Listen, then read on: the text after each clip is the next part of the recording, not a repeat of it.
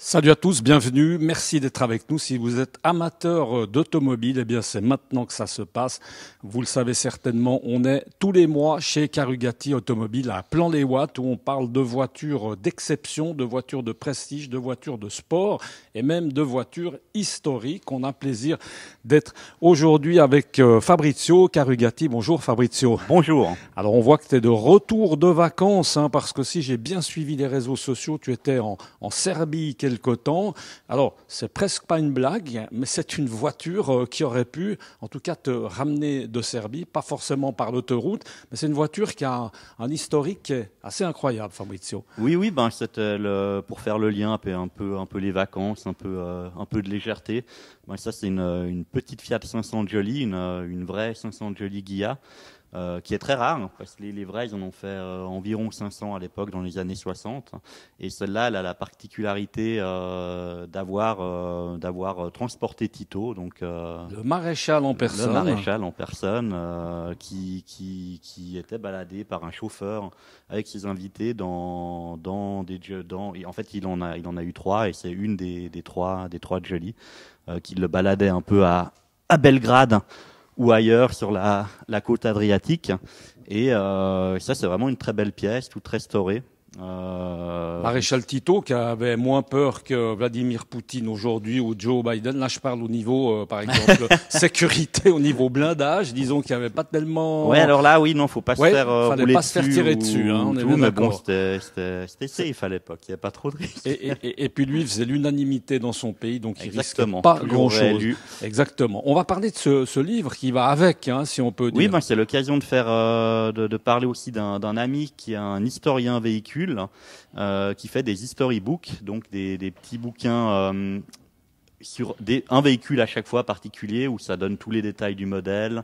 Après, ça donne quand il y a des éléments en plus, la restauration. Et ça s'appelle Cyril Jacquino, ça s'appelle Cavallino Market, sa société, et il fait des storybooks. Donc là, on a la photo de Tito dans la voiture à l'époque. Et donc là, on le mandate comme ça pour une voiture précise, et lui voilà, se charge d'habitude, il fait plutôt des Ferrari, mais vu que ça c'était quand même une voiture historiquement intéressante et très rare, je lui ai demandé de faire un bouquin, et il était très content de le faire, et le résultat est très sympa. Et on précise que c'est vrai qu'on a tendance à penser qu'on est peut-être dans un musée ici, j'aime bien le préciser, mais c'est quand même une voiture qui est à vendre. Oui. On va pas forcément parler du prix, c'est pas le but, mais simplement le fait, Fabrizio, qu'elle a appartenu par exemple au maréchal Tito, c'est quelque chose qui fait automatiquement, oui, monter un peu le prix de la voiture. C'est un plus, ouais, c'est un plus. Déjà, le modèle est rare, vaut des sous, et là, il y a en plus un petit côté personnalité. Et c'est vrai que les Fiat Jolly, il y a eu beaucoup de stars qui en ont eu, de Yul Brynner à Sophia Loren. Tous les grands de ce monde à l'époque ont roulé pour aller à la plage avec des Jolly. Et lui, il en avait 3, c'est ça.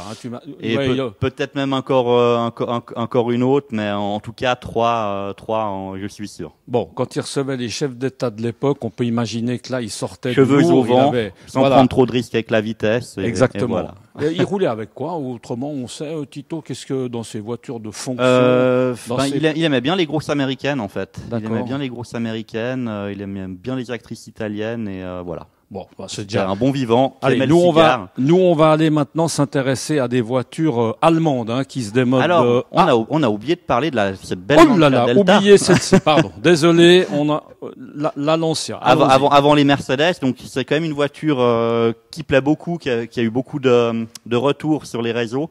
Une Lancia Delta intégrale Evo 2 HF. C'est en fait un peu la petite Golf GTI musclée italienne de l'époque. Et c'est assez rare. Elle est dans un état incroyable.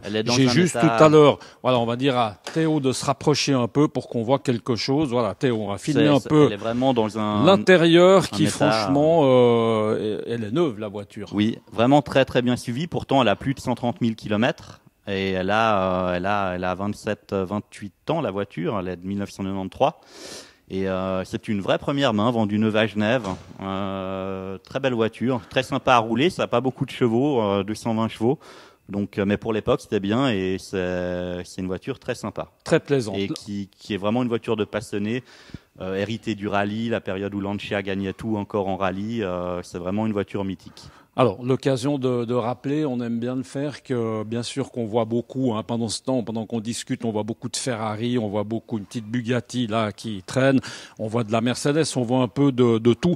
Là, on va aller s'intéresser aux Mercedes qui sont là-bas au fond.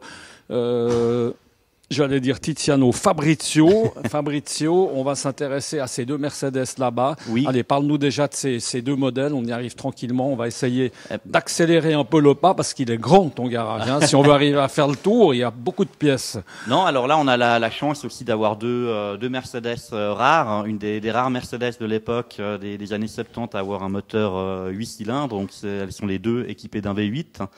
On a la coupée, donc dans cette couleur un peu gris aubergine qui est là, qui a été produit à seulement 3000 et quelques exemplaires, dont seulement 540 en boîte manuelle. Donc c'est une des 540 au monde boîte manuelle coupée qui existe. Et c'est rare d'avoir ce modèle. Et derrière, on a le plus coté des 280 SE en bronze beige, qui est le cabriolet. Cabriolet qui a été produit en tout à 1200 et quelques exemplaires, qui celui-là est dans un état non restauré, vraiment très très beau. Alors les cuirs sont un peu usés, mais ça donne de la patine, et c'est vraiment les cuirs d'époque. Et elle a eu le même propriétaire depuis 1975. Donc c'est vraiment belle historique, belle voiture.